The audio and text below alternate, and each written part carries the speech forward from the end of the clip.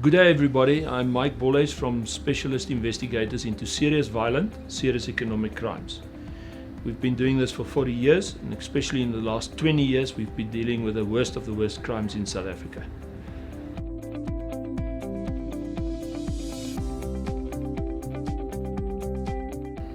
Yes, these kids are definitely much more vulnerable than the normal school kids, because they might seek love in all the wrong places, and they might very easily be manipulated or influenced. And that is a very serious concern to us. That's why I praise you guys for the school. They need constant care, but they've been lovely. I mean, there was no ruckus, there was no funny stuff whatsoever. They listened attentively, and I tried to give the information as clear as possible, and I'm sure the penny has dropped, but with assistance, all working together, you know, the screw and the engine, they have a real chance in life. It's very important that this message that I gave today is played again to them constantly on a regular basis. Like I've explained, if you, especially with kids, let them write out things constantly and let them repeat things constantly, it makes their memory and that influence their actions very much better and secure.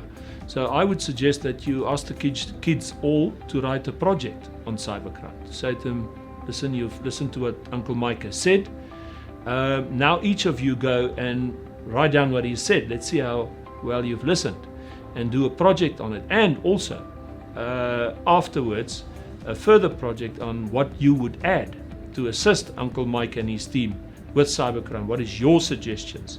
Maybe experiences, maybe even advice, because we take in any advice from kids. There's always new trends, there's always new crimes, there's always new information, new things happening amongst the kids that we sometimes only get later. So I would suggest those two projects, and I would also suggest that the school brings this into their curriculum if it's necessary, to warn the kids about the world out there, especially these kids being frowned upon, not necessarily being accepted, being treated differently. We have a very harsh society, and especially harsh amongst the school kids, so that they can understand the difference between them and other kids, but accept it and live with it and actually be happy with it. Because as I've said, once again, each person has something to offer, whether it's big or small, how minute, and is part of a whole system, society, or an engine. And if you take that out, society breaks down.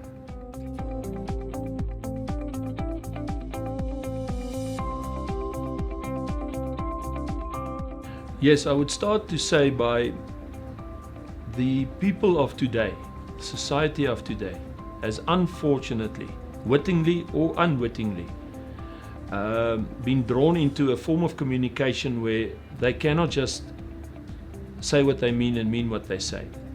They cannot call a spade a shovel anymore. They need to exaggerate. So for instance, if I want to say to you, please come over, I need to discuss an important case with you. The people of today would add to that, and they would make the communication much longer and wider. They cannot just stick to a sentence or a specific request or a specific statement. They add, and that's one of the real problems. And yes, the social media world is a very dangerous world, as I've explained, because that sucked in what you have said there is the addiction. It becomes the way of communication. So instead of having proper, direct, physical contact and communication and talking about other stuff other than social media or things on social media or happenings in the world or whatever, that is out by the door. It doesn't happen. So family time, quality time, it's taboo. It doesn't happen anymore. When a family gets home, each one goes to his different room or whatever, even mothers, fathers, and they isolate themselves completely from the rest of the family, and therefore there's no proper communication. And we all know, if there's no proper communication in relationships falls apart. The problem with social media and kids is that it usurps their time completely. They become besotted by it, and it includes games. It includes each of them, and all of them at some times do one form or the other of cyberbullying. It involves what we call just trash talk, skinder. In Afrikaans, it's called skinder. They just gossip. If you sometimes check these WhatsApp chats, it can go on for a few minutes, and it's so many words, and they're so quick with it, and it can sometimes carry on for hours. And that's what the brain and the mind in this kid is constantly anticipating to receive and anticipating to send. So it steals the absolute time of a child's mind. It usurps and influences the child's brain, and it teaches the child, and it teaches the child in an addiction way that this is the way forward in life, and this is what I'm going to rely on and going to operate on. We must understand that anything God has created for good, Satan will use for evil. So the social media has its advantages, and it was initially brought in to be to the advance of the human race. But it's unfortunately 90% being totally abused. It's not regulated properly, and it's dismal. It's horrific. It is bad news. It is fake news. It's disinformation. It is gossip. It is slanderous. It is hate speech. And there's so many ways and means to communicate that can cause so many heartbreak and so much damage everywhere, that I would at this stage say, unless there's an absolute change in social media behavior, that meaning you need to be extremely responsible, extremely careful, and to make sure that you are you should actually be trained, retrained, moving back, taking steps back as how to communicate and use social media to the advantage of the human race. I'm at the point where I would say, I would in an instant ban social media communications. And that's a very serious statement I'm making, because I see it doing much more harm than good. And what does that bring us back to? That brings us back to a point where you can actually just phone somebody and have a direct chat with somebody else. You cannot just, there's so many platforms, and it's extremely abused. And there's so much crime being committed on all these platforms. And as I've said, there's so much ways and means that you can influence identity theft, photoshopping. There is so much ways and means that you can commit crime on social media. And you can think for yourself, in today's day and age, that's what the criminal does. Crime begets crime. It's very easy to commit crime on social media. It's very easy to intimidate. It's very easy to do phishing, extortion, sextortion. I mean, it's every and anywhere. And it's unfortunately to the disadvantage of all our kids as well as the parents.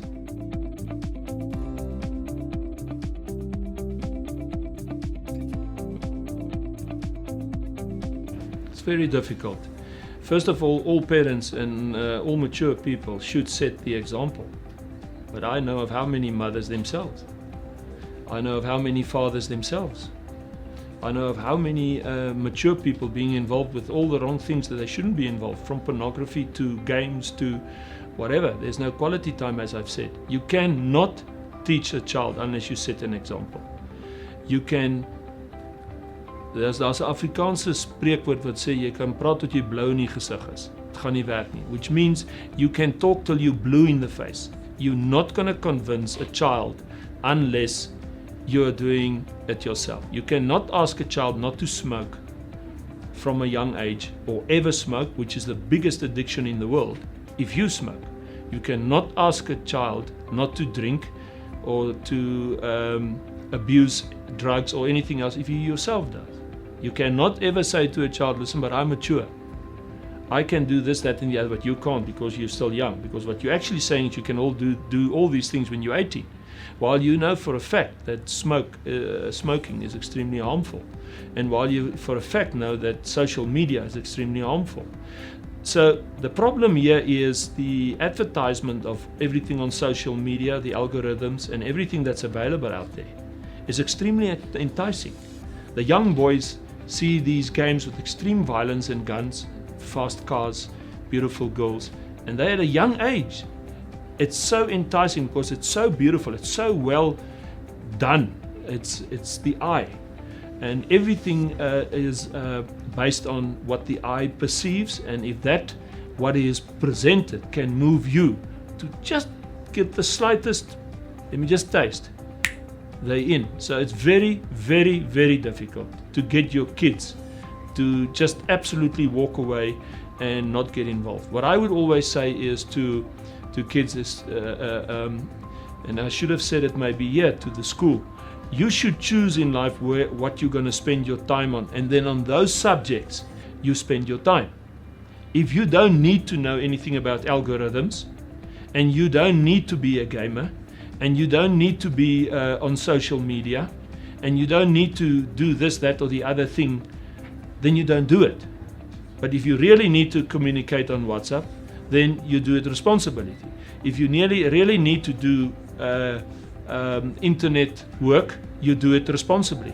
The problem is the kids don't find that, and even mature people, they don't find that lekker. They don't enjoy that. They wanna be involved with things, and they get enticed into it. They're actually curious, and they want to get involved in this because it's new technology, it's something new. That in itself catches most people. It is brilliant, it's beautiful.